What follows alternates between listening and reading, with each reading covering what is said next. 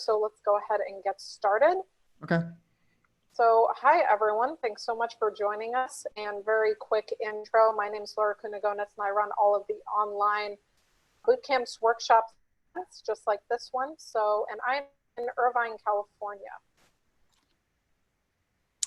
Laura, thanks so much for your partnership here in putting this event together. Super exciting. So today we're going to talk about how to land a job at a tech startup. And I'm Keith Cline. I'm the founder of VentureFizz. So we are the leading authority for jobs and careers in the tech industry. We support hiring across New York City, Boston, and remote positions. So if you are looking for new opportunities, certainly check out venturefizz.com and you'll see lots of great stuff there. I'm from Boston originally, but live outside the Philadelphia area. So I'm in Westchester, Pennsylvania. And we have three super amazing panelists today, three talent acquisition professionals that are going to walk us through lots of great topics to aid in your job search. So there's lots of benefits of joining tech startups that we're going to talk about. And then we're just going to talk about how this current climate is and job search and remote interviews. It's kind of like a new normal for us. So we're going to talk about that type of stuff. So let's just dive into the panel. So we have Carly from Movable Inc. We have Kelsey from Reonomy and Taylor from Wistia. I guess each one of you, if you could just give a brief intro, and then I always like to start off with like a personal question. So is there something that you've picked up over the stretch of time of being in this, being at home so much that it's maybe like a new hobby or something that you just realized you missed? I've picked up the guitar again. So that was something that I've loved to do before, but with kids, it just was hard to find time to do that. So I've reignited my interest in the guitar. So why don't we start off, Carly, why don't you tell us a little bit about yourself as well as anything that you've picked up? Yeah, for sure. Hi, I'm Carly. I run global recruiting at Movable Inc. We are an enterprise marketing technology platform headquartered in New York with offices in London, Chicago, and San Francisco. Normally, I would be in New York, but I'm actually in my home in the great state of New Jersey currently. And something that I have, I guess, re-picked up in quarantine is I have been playing a lot of Roller Coaster Tycoon on my iPad. Fun fact, if anybody wants to re-engage with some 6th grade video games, it is $6.99 only on the App Store, and hours and hours of fun. Perfect. Kelsey, how about you?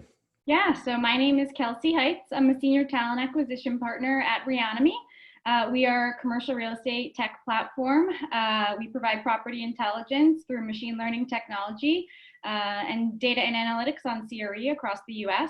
I've been in talent acquisition for over 7 years, recruiting for high growth startups. I've made over 50 hires at Reonomy since I started about a year and a half ago. So really exciting. We're headquartered in New York, and I'm originally from Rhode Island. So then moved to New York after school. The hobby I picked up recently was needle pointing. So I have been making some gifts for the holidays, which is a ways away, but I figured if I have the time now, why not? So that's been fun. Way ahead of the curve. That's good use of the time and learning a new skill. That's amazing. Yeah, it's fun. How about you, Taylor? Nice. I always wait to the last minute for holiday shopping. I imagine that probably won't change for me. I'm Taylor. I am the manager of talent acquisition at Wistia. We are a video hosting platform geared mostly towards marketing teams and small to medium sized businesses. And we're currently working on building tools to help companies leverage long form content, documentary, episodic style content to build affinity for your brand. So we're working on some really exciting stuff. Something I've picked up during this quarantine, I've actually started to self-teach piano a little bit more. We have a keyboard, very early stages, but that's been fun to kind of tinker around and learn something that I wouldn't have had the time for otherwise. That's awesome. That's actually something I've been trying to dabble into as well. So trying to become a musician. Anyways, that'll be another career. You can start a band. That's right. Start a band. So, well, let's dive into some questions here. So, there's different periods of time where there's different economic conditions. Right now, the economic conditions are not very favorable.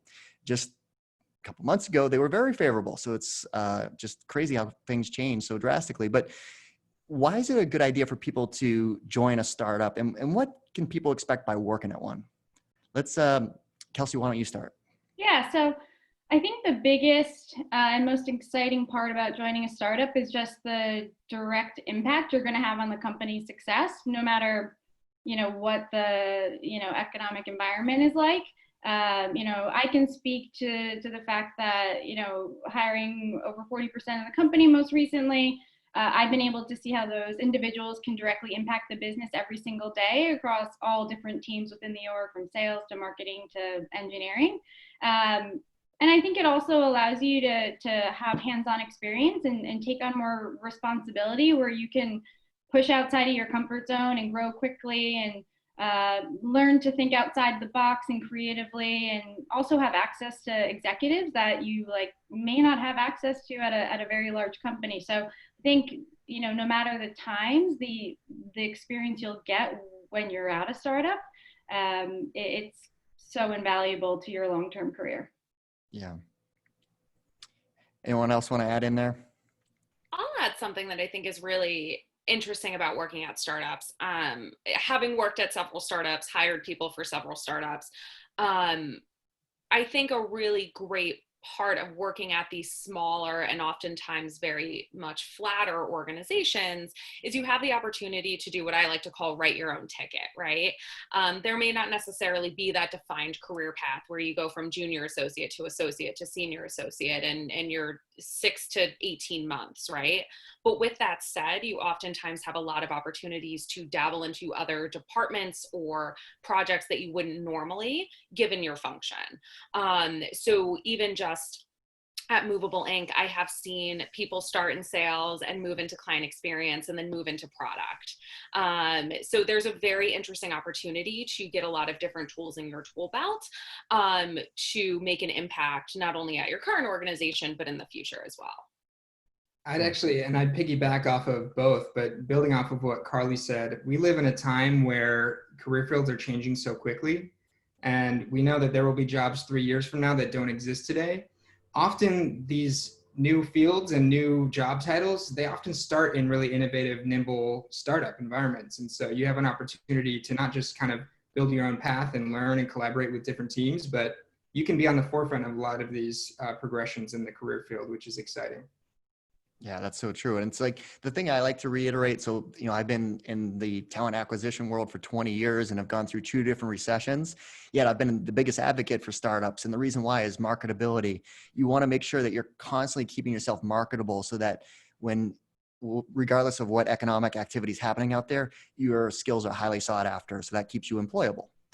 Now, what about resumes, right? Like resumes seem like a thing that's been around for a long time, just like business cards have, but they still exist. And people ask, well, send me your resume. So do they matter?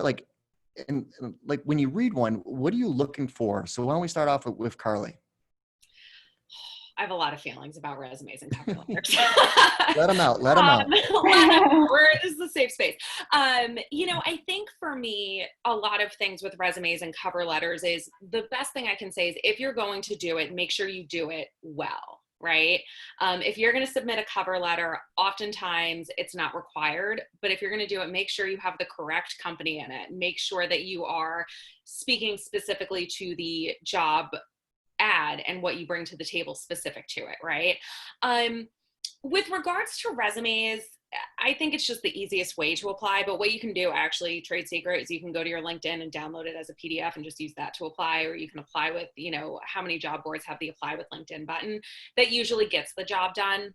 But again, it's really just making sure that you're having attention to detail, that you don't typo your phone number, that your verb tenses are correct and consistent. And depending on your field, you have included, results and you are specific. And another trade secret, I would say, especially in the startup space, add a little company description. A lot of times if you're with these smaller companies, myself as a recruiter, I may not know what this company does, and it may be relatable to what we do here at Movable Inc. or any other company. So TLDR, if you're going to do it well. Yeah. Can I add on to that? Yeah, please do. I always say, like, if I had to look into my crystal ball, I can see a time in the not too distant future where resumes will be extinct and we're all going to be hiring off of platforms and networking sites. But still, resumes right now are important, I think. And what I'm looking for as a recruiter honestly depends on how I receive the resume. If it's in a stack of 100 other resumes, then I'm going to be looking firstly for years of experience and relevant industry and things like that. But if somebody at the company refers the resume to me, I'm going to spend a little bit more time on it. One piece of advice I would give to our viewers is think of writing your resume in terms of achievements and not in terms of tasks or responsibilities. A lot of times we can make the bullets based on what was expected of us, but a resume that shows me what you accomplished in each role is going to be way more valuable. Yeah. What do you think, Kelsey? Yeah, and I think piggybacking off of Taylor and resumes being extinct, I think sometimes people forget about LinkedIn and how much it matters. And a lot of times, we're gonna, cross-reference your LinkedIn with your resume, especially because I think your LinkedIn can show your personality. It can highlight your accomplishments. It can, reflect recommendations from previous employers or current employers. You can see what the person is interested in, if they're super active, and things like that you may not be able to pick up from a resume. So I think if you're going to, of course, I agree with, Carly and Taylor, absolutely, personalize the resume to the job description you're applying for, but also spend a little time tinkering with your LinkedIn and make sure it's reflective of you as a person. And, I think we all love to check that out as well, to find out a little bit more about you as a human being, not just, piece of paper and a stack of resumes. So quick lightning round question for the three of you. Since you all read a lot of resumes, how long on average do you think it takes you to read a resume? So Kelsey, you first. Me first. I'd say like 30 seconds to a minute. Okay, Carly? I'm trying to think. So we use Greenhouse as our applicant tracking system. And when you're flipping through resumes, it actually has a time suggestion on how much time you have left. So I'm trying to back into that. I would agree with Kelsey, no more than a minute. Yeah, Taylor? I'll spend a minute on a really interesting resume, but the clearly good ones, the clearly bad ones, that's usually a 10-second conclusion, to be honest. When you're flipping through 300, you can move pretty quickly. Yeah. So, and I think that's an important piece. Some people just labor over their resume so much and, every word. And so you got to realize the person on the other end, they're spending about a minute reading it. And I think they're going to do a quick glance over and then they're going to pause if they're interested and then do a deeper dive. So you got to make sure you get to the point where you're making the person pause to do the deeper dive to have it stand out. So, we did get a good question that I think is relevant for this topic right now, that if you are switching careers, is it best to remove previous experience and restart from scratch? Some of the people on this are, switching into the tech industry. So if they send you a resume that says they're doing something completely unrelated, how do they get that across to you through their resume? I'd say if you're completely switching careers, you should spend extra time before applying to each role or sending your resume to a contact to customize your resume for that specific role. Because there's different ways that you can make yourself relevant. It could be industry experience, company size, tangent skills that you could pull out that you might need to customize for each role if it's a big career change for you. Yeah. And I would even say, if you're coming from finance and you want to get into technology or into the tech space, apply to fintech companies. Try and focus on that. Your knowledge of finance is going to be so valuable to a fintech company, and start there. And I think, when you're looking through a job description and if you're really serious about it, use some of the words that are in the job description, obviously not copy and pasting the bullets of the description, but use those reflected in your bullets on your resume, because someone who's reading that is going to recognize that those are skills or, responsibilities that we're looking for. And if we see you've done it, despite not being in a tech company, it's going to make me look twice, dig deeper, and take a call. Yeah. The thing that you kind of mentioned, Kelsey, is, if you're going to make a transition to a startup, but don't have that specific experience, try to leverage your domain experience in the industry that you're working for that can translate over to that company. Because startups, they want people that have that real world industry experience. I just think of an example, like one of my best friends from college, he was in sales at FedEx for several years and he wants to join a startup. I'm like, well, you should probably looking in the logistics arena, which is being disrupted by technology, and it's an amazing field right now. So that's what he's doing. Awesome. And it looks like we're getting tons of great questions that I'd love to cover them all, because it looks like we could do a whole session, Laura, on just resume writing. But how do you stand out in today's world, right? Like what else should candidates be doing outside of the resume to build up their personal brand? You know, we touched upon LinkedIn a little bit. I think we can go deeper on LinkedIn too. So what should people do to stand out? I'll let you go, Carly.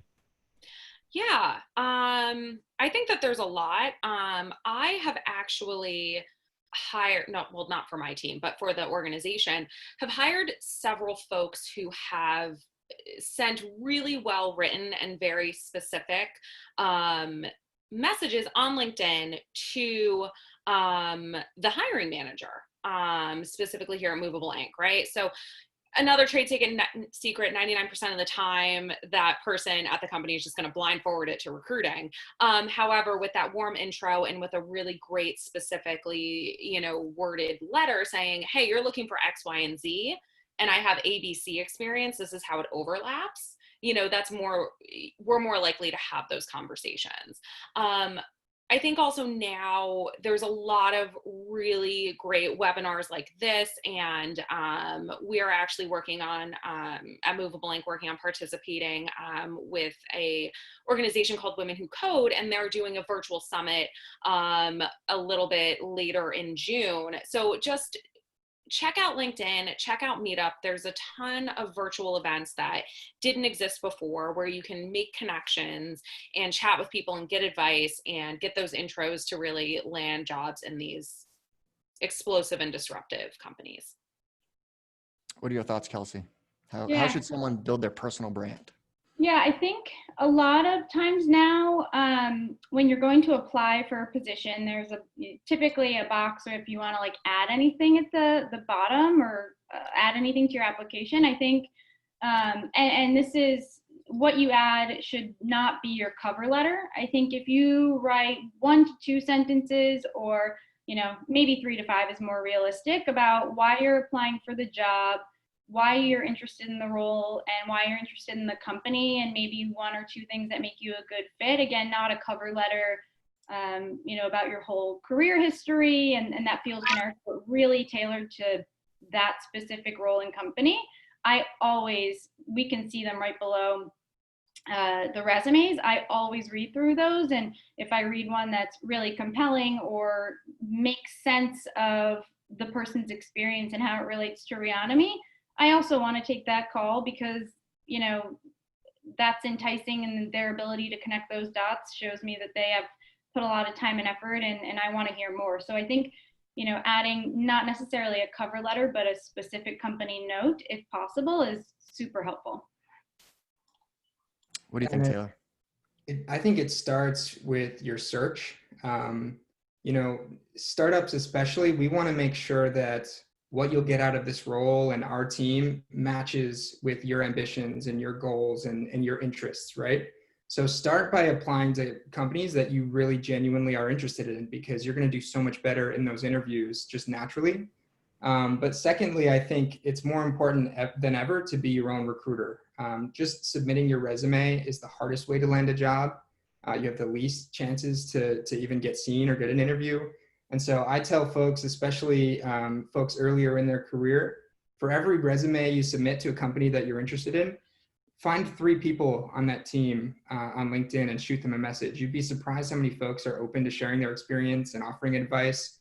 But also, most companies have some kind of a referral program, and there may even be a cash incentive for these people that you're messaging to put you in front of that recruiter. So use that leverage to your advantage, and that's a little trick you can use to really increase your chances to get an interview. Should they do that before they submit their resume, or they submit their resume then reach out on LinkedIn? What's the flow of that recommendation?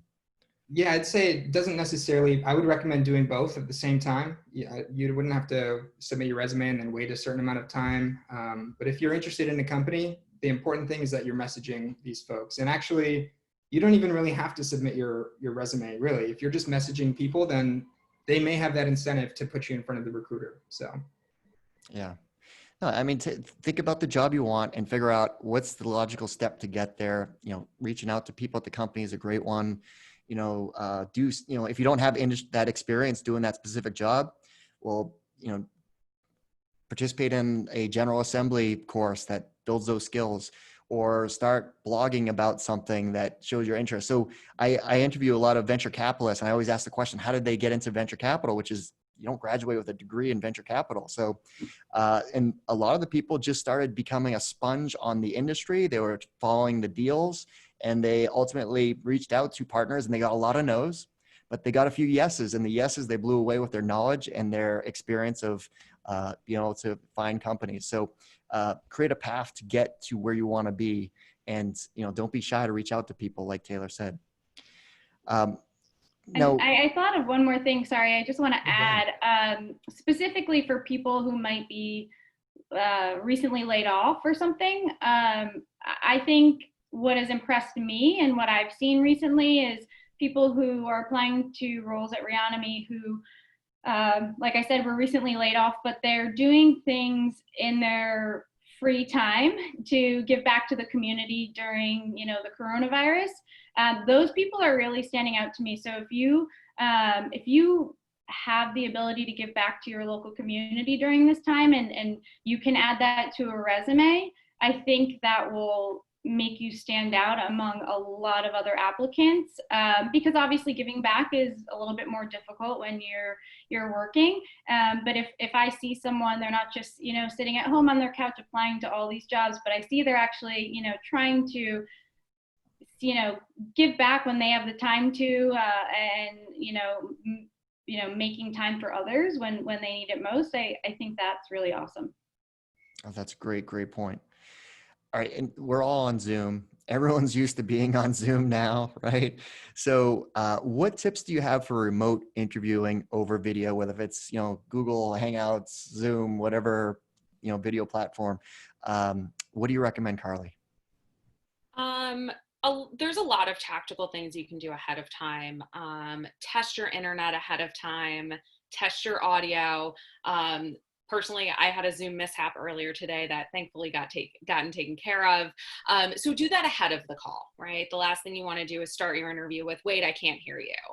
Other than that, you know, I think it's a-okay to say, listen, my dog's going nuts in the background, hang on, because there is a very real chance that your interviewer is having the exact same issue with their dog, kid, partner, you know, delivery, whatever.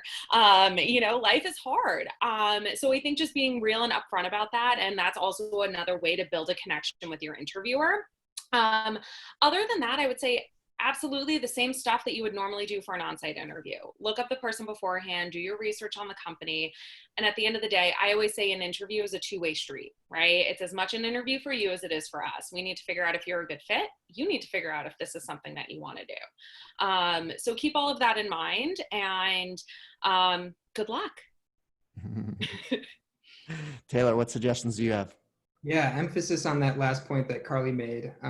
It's as much an interview for you as it is for the team that you're interviewing for. And when you go to a company in person, there's a lot that you can absorb about the culture and how people are interacting from just third-party observations that you just can't get through a fully remote process. So it's more important for you to come to a Zoom interview process with questions about how the people work, the culture, and where you'll fit into all of it, to really build that understanding as best as you can. Also, one small, maybe slightly random tip, but most of us will use the built-in camera on our MacBooks or laptops, which is great. But I have seen some folks that have a secondary camera, and it's not always positioned in a way that makes it seem like you're making eye contact.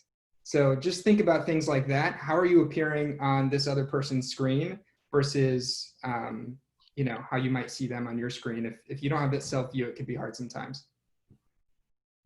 That's a good point. Yeah. Sometimes the laptops have the camera down below. So it's like, yeah, it's harder. You're interviewing and looking like this. It's harder to make a connection. Yeah, exactly. What about Zoom fatigue, Kelsey? Like, how do you avoid that? Like, we're just like, I don't know, at the end of the day now, like I'm more exhausted than I was before. So. I couldn't agree more. I think it's funny, this thing's happening where I, wasn't seeing my parents every day or every week in New York, but all of a sudden, people want to video chat every week and get on these Zoom calls. And it's like, I was seeing you once a month before. Why do we have to see each other all the time now?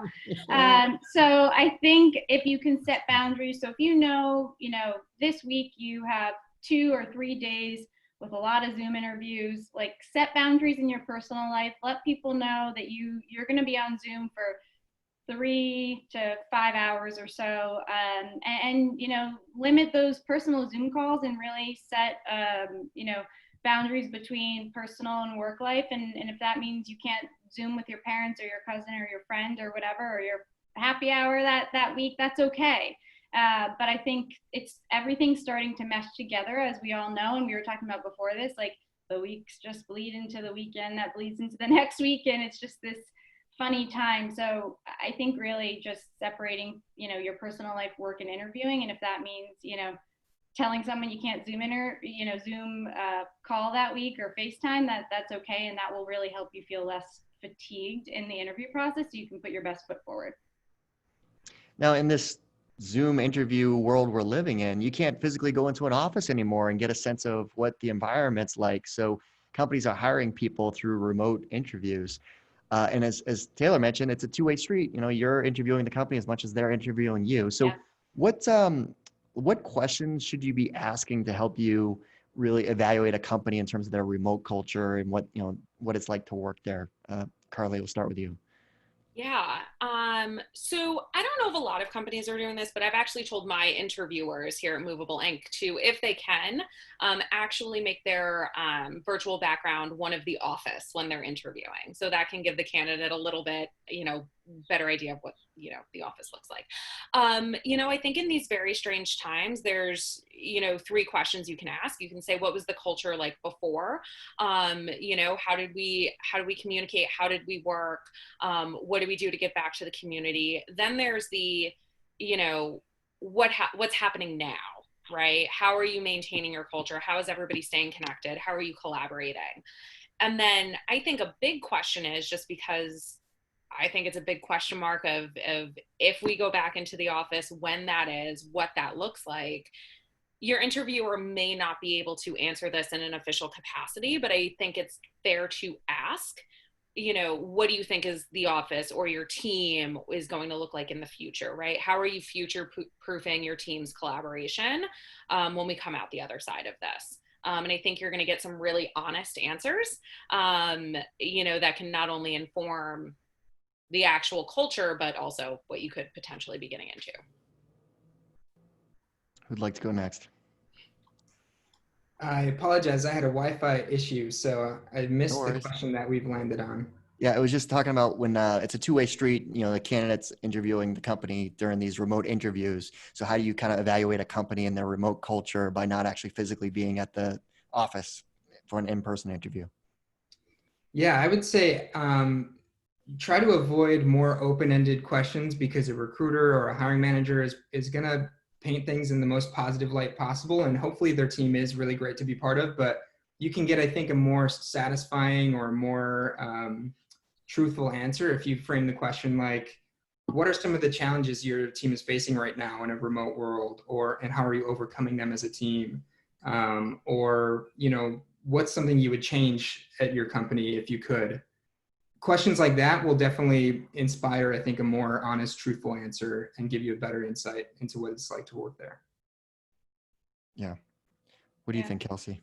Yeah, I think that's great. And to dig a little bit deeper into what Taylor kind of said about asking questions about the remote culture, because I think we're in a place where we're going to be in a remote culture for a bit longer than any of us really either want to admit or anticipated. So ask the interviewer, how has your company adjusted to remote work culture? ask how they handled, your working style now that you're in a remote culture. Are they able to adjust? What's your management philosophy now that we're working remote? If it's going to be a manager. So I think finding out a little bit more about what it's going to be like, so you can find out if your work from home work styles mesh with the company's work from home work styles. I think it's really digging into, it's not necessarily about, how we all are working together, but how the company you're joining is going to set you up for success for the long term moving forward. I think that's really important to look into right now. So I would say asking questions that dig into how the company's handling remote life is most relevant for the times right now. Okay.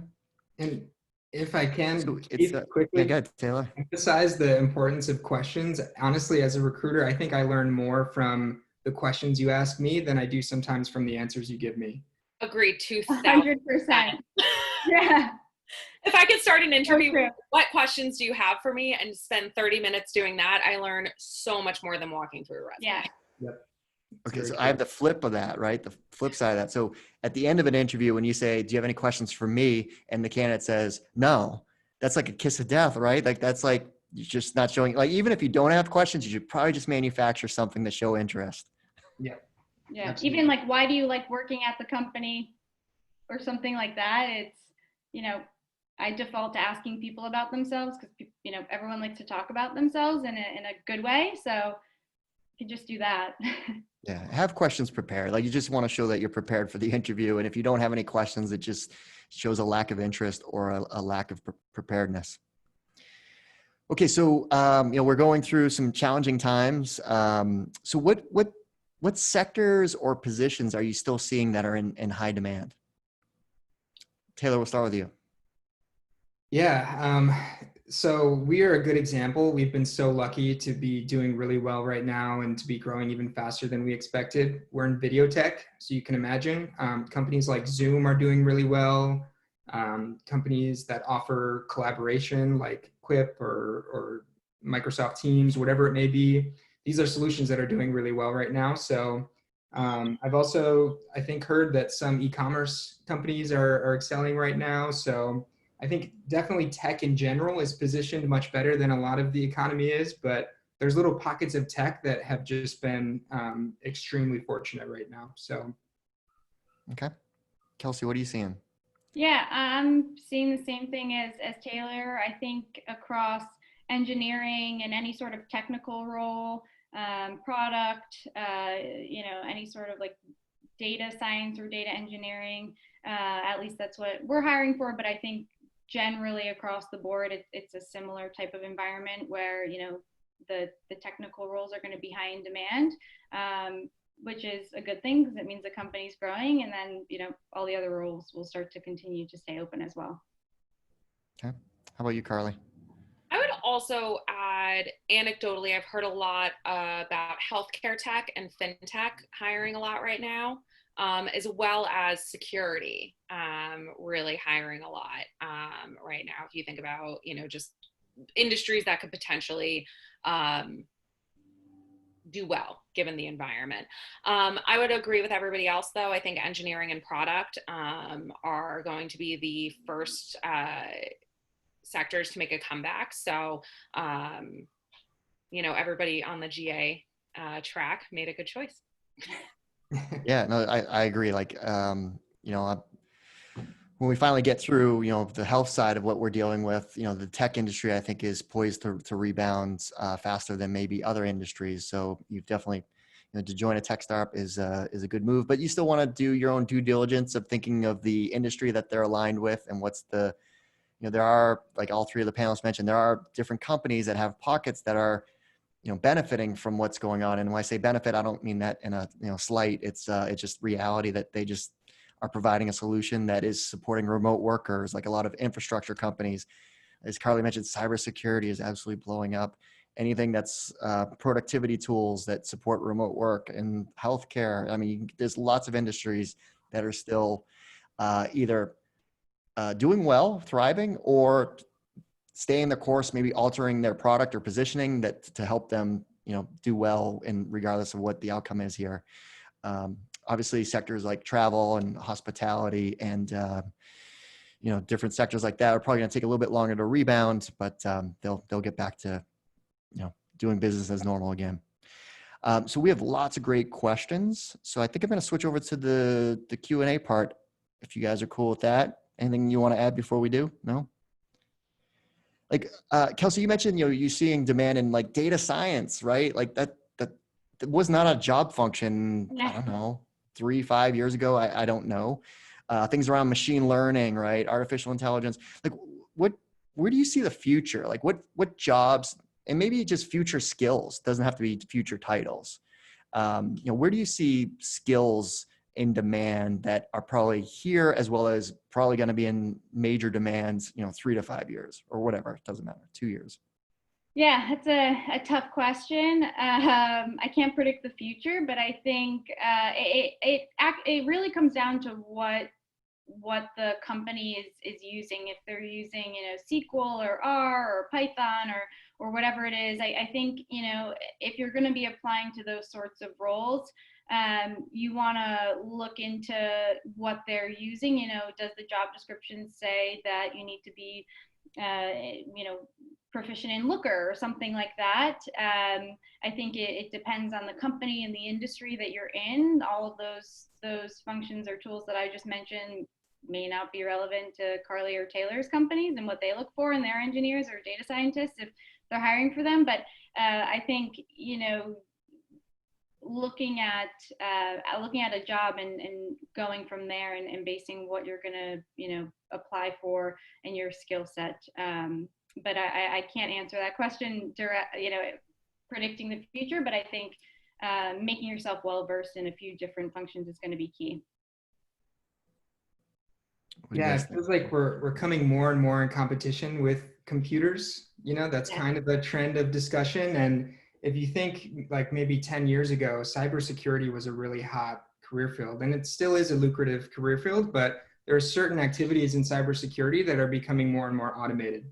And so I think something similar could happen in data, actually. As data cloud tools become more sophisticated, there could be less need for really robust data teams in the future.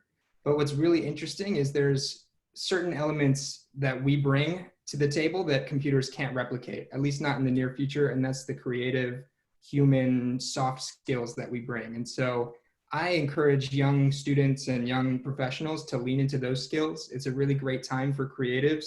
As brands try to stand out, they need really good designers to help delight customers and things like that. So it's not really a clear-cut answer, but I would say lean into your human side and consider pursuing a more human career field. Yeah, I mean, I think over the 20 years of recruiting, there's always been marketing, there's always been sales, there's always been engineering. Things evolve, and I've noticed things have become more data driven. Like if you're marketing now, you need to know how to measure performance and success of campaigns, and you need to constantly evolve within each job function's field of what the criteria of what people can do now. So I think it's just staying kind of a step or two ahead of where the ball is going versus being where the ball is definitely very useful. So always be learning, trying to figure out what is going to push you ahead. Now, Taylor, you brought up an interesting point. Like if you're a college graduate, right? You're just graduating from college and you spend all this time excited, and now you're graduating and we're in a pandemic. My heart goes out to these people. So what advice would you give to a college grad?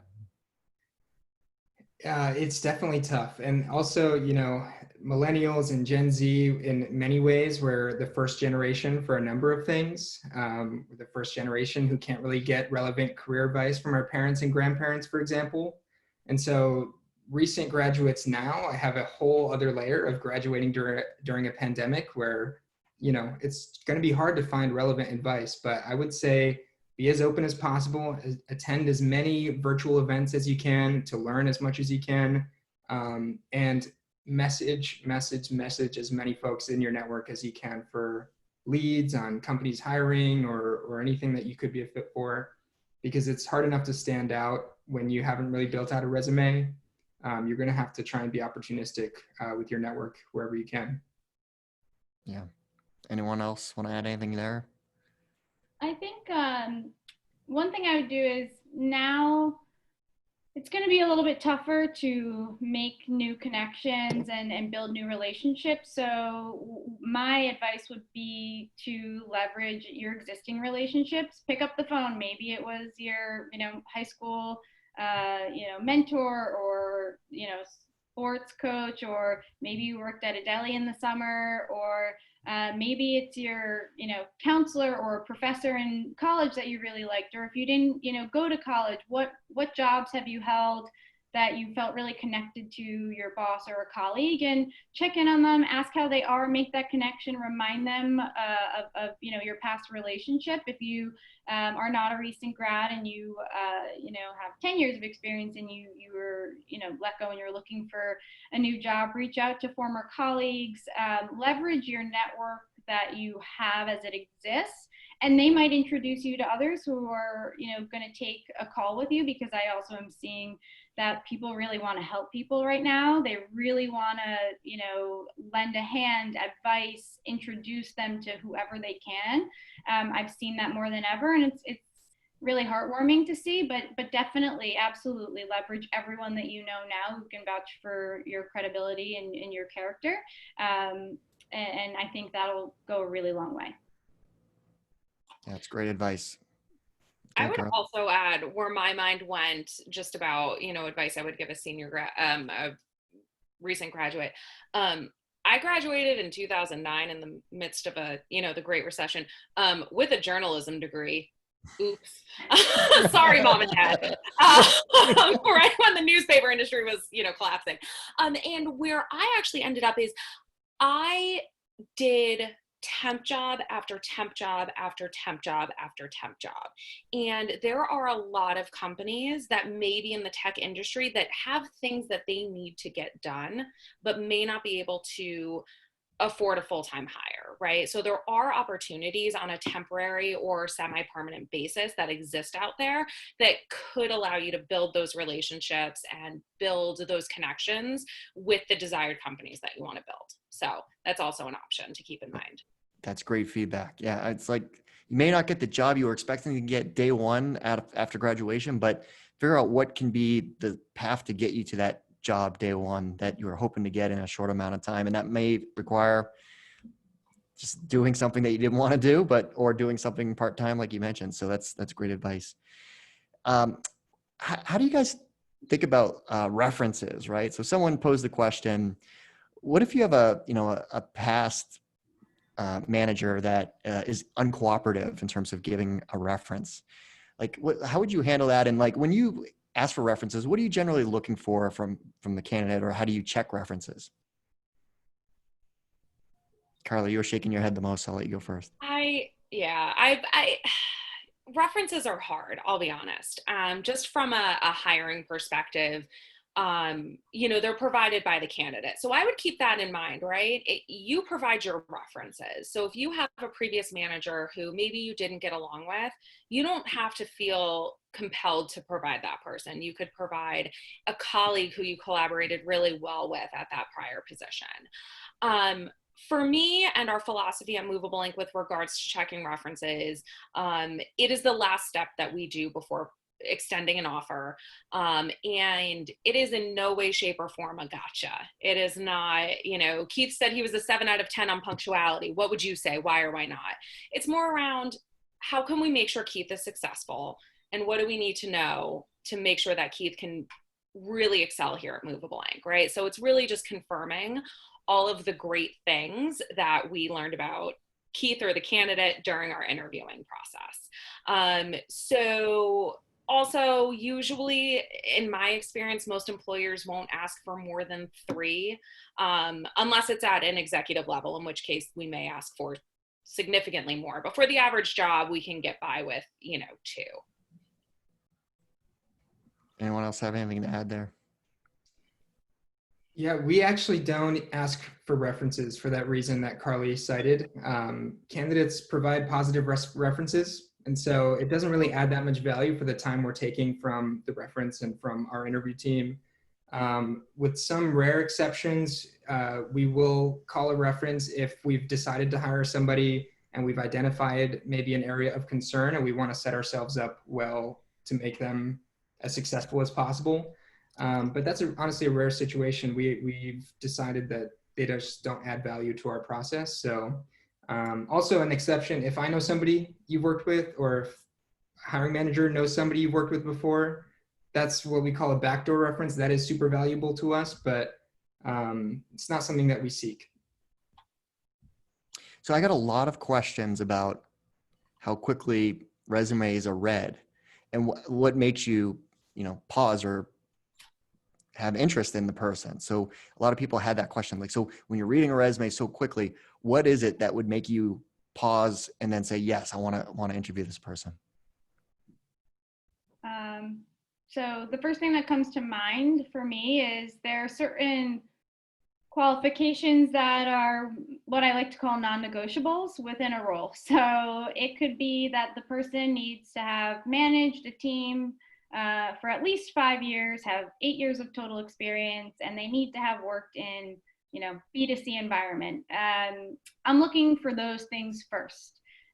Maybe they need Salesforce experience. So I think it all goes back to how you are tying in your experience to the existing role. If you can, show me off the bat, if I'm sifting through, 300 resumes, I'm going to start to, pick and choose the, words that are going to stand out to me based on what I know the hiring manager and our team has determined as, like, we can't hire someone who has 1 year of experience managing a team. It's got to be at least 4. So I think if you can make sure to look at what the hard requirements are, and most jobs have that, and just, double, triple check that you have that in, like, the top, the top bullet points, that's really key. And I think also looking at bullet points in the order that you reflect them as, put the most relevant ones to the role at the top, and then, kind of tinker off from there, and try to keep the resume, I think, to 1 page. And Now Kelsey, you just brought up a point that people debate. So does the 1 page, if it's more than 1 page, are you like, oh, it's so annoying? Or is it like, does the length matter? I'm not like, it's so annoying. It really depends on how much experience you have. If you've had 2 years of experience and you have a 2-page resume, that's a problem. You can definitely get it onto 1 page. I think a lot of people have 10 years of experience and somehow they get it into 1 page. You can play with the margins, you can play with the font, the spacing. There's a lot you can do there. And I think if you also, really try and make each bullet point as concise as possible, because again, just, if you put yourself in the shoes of a recruiter, we're sifting through so many resumes. You want to just get to the point. So I think trying to stick to 1 page, I don't think it's a deal breaker. I think over 2 pages is definitely, something you should avoid. And again, use the opportunity to submit a little note if there's more you want to add, or like I said, update your LinkedIn. That can give you the opportunity to reflect other things that you can maybe take off your resume, but that someone's going to check. Because I would say, 99.9% of the time, recruiters or talent acquisition partners are going to cross-reference your LinkedIn to see if there's anything else you can add. Carly, so I'm getting a lot of questions about LinkedIn. So how should your resume parlay into your LinkedIn profile? Like, how detailed should your LinkedIn be? And how do you optimize it for anyone that's doing direct sourcing? Yeah, what's interesting is your LinkedIn, I think it almost depends on your function, right? So if you think about a salesperson, they're not going to have all of their sales numbers necessarily on their LinkedIn because they are using LinkedIn Sales Navigator to try to sell whatever they're selling. So it's more about making sure that your LinkedIn and your resume match, right? The dates are the same, the companies are the same. It's okay if there's some, internship experience or experience from a while ago that may not be on your resume for whatever reason. Length most likely is not on your resume, but at least making sure the most 2 to 5 recent positions match your resume and your LinkedIn. So depending on your function, LinkedIn can either add more color, or, if your LinkedIn, and even like us as recruiters, we use our LinkedIns to do our job. So we may not necessarily have how many people we've hired. We're trying to advertise the companies that we work for because we're using LinkedIn to do our job. So just keep that in mind given your function. But biggest advice, make sure they match. Yeah, and also like more than, because your resume can communicate the details of what you've done, but LinkedIn also offers a whole other layer of your engagement with your field and your peers, right? If you're posting and interacting and sharing things, I always find that interesting when I come across a candidate's profile, and that's an opportunity for you to elevate your brand compared to your peers. That's great feedback. Now, Taylor, since Wistia is all about video, like why isn't this all video now? Like, why aren't people like a candidate? Because you have all these apps, you could Zoom and lots of others that are free where you could record a 30-second, a minute. Taylor, I'm really interested in the web designer job. I've got experience doing X, Y, and Z. If you got that in an email, would you watch it? And would you be like, wow, that really stands out? I actually do, because it happens so seldom. Even for Wistia, we provide a tool that makes it really easy for folks to record a quick video message. And actually so few candidates use that, but when they do, they definitely do stand out. I think one reason why we don't see more of it is like we have so many different ways to create videos now, but at the end of the day, we're still the subject, and it can be really hard to make an engaging video. It's just most common that you come across as flat, or you need to really be an elevated version of yourself to make an interesting video, and that's not always easy to do. So I think some people, while they have all the tools at their fingertips, are still not necessarily comfortable on camera, and that's completely fine. We don't really require video cover letters or anything like that because of that. And it's not really, we don't all have equal experience or access to that, so it seems like it would be unfair. But short answer, yes, I think you definitely do stand out if you can figure that out and leverage video. So here's a question that hopefully doesn't affect too many people, but if it does, you do want to know how to handle it. So let's say your current employer or former employer, it wasn't really a happy situation. And when you ask the question, why are you looking to leave? You can't necessarily say the exact honest truth, but you want to, tell reality, but not sound like you're throwing your manager or company under the bus. So how do you handle that? Like, why are you looking, to leave your current company when it's been kind of a bit of a mess? Carly, you want to go?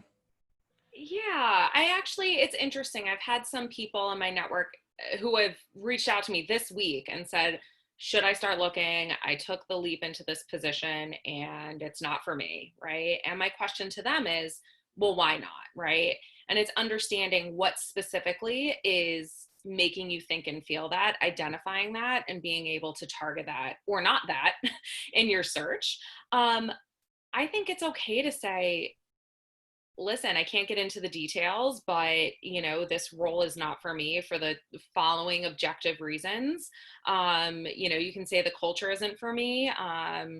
You could say we weren't given the times. You could say I really needed some more guidance on going remote and some more support, and our teams are not equipped to do that. And I think that's completely honest and fine to say. And I think a lot of companies and hiring managers would appreciate the honesty there, rather than something general like, I didn't like the culture. It's identifying what specifically went wrong, and what you're looking for specifically to rectify that situation.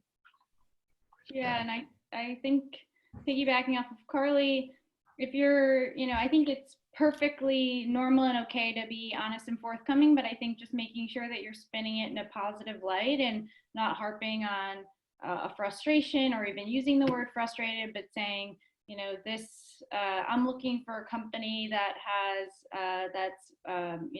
has ownership, or, we're working alongside people who have a lot of grit or passion for what they're doing. And that's not something I found. And that's why I'm really interested in Reonomy, or that's why I'm really interested in this position, and just spinning it in a way where you're using it as an opportunity to, express something you care about as a motivator, or something you're looking for in a company as a motivator, or to, say why you're interested in that company in particular as a motivator. I think if you can just master the way to not, say, oh, everyone's lazy at my company. I want to, work with people who, are work hard, or, whatever it might be. I think that's the key, is that like positive spin that you can make it about, what you're looking for next and looking ahead versus harping on the past. Yeah, I love the term growing pains, because I think we all learn the most when we're in tough, like not ideal situations. And so I love hearing these stories from candidates, but I'm looking for exactly, what the challenge was and how you tried to address it. And if that didn't work, what did you learn from it? So that's a great way to put a positive spin on a challenge and show that, like, I'm somebody who can adapt and persevere. This is what I learned and I tried, but it didn't really work out. So here's what I would bring to my next opportunity because of that. Yeah. Now, what about executives? So if you're a CFO, VP of sales, VP of marketing, a lot of the times these positions are not posted on your careers page. So if you're an executive, how do you go about finding these positions? I mean, you could just network and randomly hope that they're looking for you, but that seems like inefficient. So how do you go about finding, executive roles at tech startups? A lot of teams use executive recruiters, and a lot of them will even actually default to that as their primary means of search rather than posting something at all in the first place.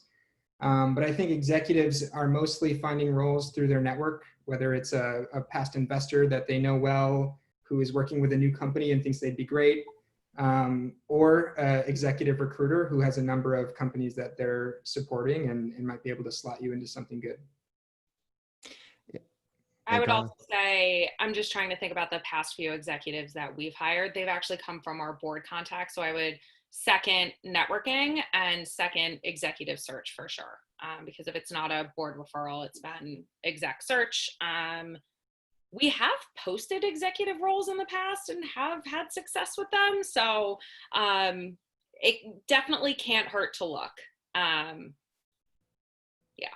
That's one place where the resume has died, by the way. If you ask an executive for a resume, they'll be like, really? Where do I even start? Right. Let's talk to this person. Yeah. Right. That's true. Yeah. I mean, I think as long as it's not a confidential search, companies should post it, because you never know who's going to be looking and find it. You should absolutely, like Carly said, network with venture capitalists. Focus on the VCs that are in your industry, because they all kind of have their little pockets of where they like to do their investing. So align with those, and, hit or miss. They could have a portfolio company that has an opportunity, but they'll have other partners, and during their partner meetings, they're probably going to talk about different openings. And then, yes, you got to align yourself with executive recruiters that are, again, specific to your industry. So sniff them out, make sure that they work with tech startups or whatever your industry of interest is. So, all right, we've got one more minute left. There's so many great questions. Like, honestly, Laura, we could have a whole session on these questions. There's like 64 questions that I feel bad. I wish we could answer them all, but I think I don't we're know. gonna have to do some sort of follow-up on this with this group, because lots of good questions coming in. Yeah, there's so many good ones. So, like how what's the best way to kind of, like, usually it's like a Zoom interview is like 20, 30 minutes. So what's best to kind of get your positioning across in that short duration of time, knowing that, you've got that one shot to kind of impress the person on the other side? I think if you are working with a recruiter at the company, and so maybe you're meeting other team members, I think asking the recruiter, hey, do you have time to jump on a call for 10 minutes and try and find out maybe what each person is going to talk to you about, or if they didn't provide who you're meeting with, find out and then do your research there. You can prepare in advance and make sure that you're allotting enough time to share information about yourself, and then enough time to share or to ask them questions. I would say, again, I think Taylor said this, but it's an interview on both sides, right? You want to make sure that the company is also a good fit for you. So I think you can ask the recruiter to jump on the phone and see if they can give you any more insight on, if the person that you're going to meet with is, just a peer or a manager. Yeah, be prepared for the interview. Spend time ahead of time. Be prepared. For sure. If it's a product that you can download, use, consumer, or something that's downloadable, you absolutely should test the product before you have that interview, because they're going to ask you probably, hey, did you try out our product? What'd you think? And if you're like, yeah, I was going to do that later, right? Like it's just going to show a lack of interest. So anyways, we're at our mark here. It's 2:00 Eastern Standard Time. Kelsey, Carly, Taylor, thanks for all these amazing pieces of advice. This panel was fantastic. We could go on for hours literally with these Q&A. Maybe we'll have to do a part 2 someday. But everyone out there that listened, thanks for taking the time. I did see a common question out there that was, hey, where's the best place to find job listings in the tech industry? I'm very biased, so I'm going to have to give my own plug here. It's VentureFizz, VentureFizz.com. We're a job board. We have employment branding pages. There's lots of great content that showcases a company, what they're like as far as their culture, their people, and what it's like to work there. So go to VentureFizz if you're looking for jobs, Boston, New York, or remote positions. Other regions coming soon. But thanks for taking the time to share this experience with us. And thanks for joining us. And Laura, thanks for helping put this all together. I have to say, Keith, because there's a lot of recruiting job boards out there, but I will say VentureFizz has the best personalized, intimate content that there is. So definitely take a look. You're the best. Thank you. That was second that. Guys. You guys rule. So thanks so much for the plug. All right. Thanks, everybody. Thank Thanks you. so much, everyone. All right, see you guys. Bye. Anyone who's still on, just wanted to mention real quick that we will be sending out a recording of the session to everybody who's RSVP'd. So within the next week, you'll get that email. It's going to have a link to the recording. It's going to have a link to some additional information as well, and then a survey link if you want to give some feedback on this event. And I will see you all then. Great. Thanks, Laura. Thank you. Have a good one. Thank you. You guys. Thank you. Happy Friday.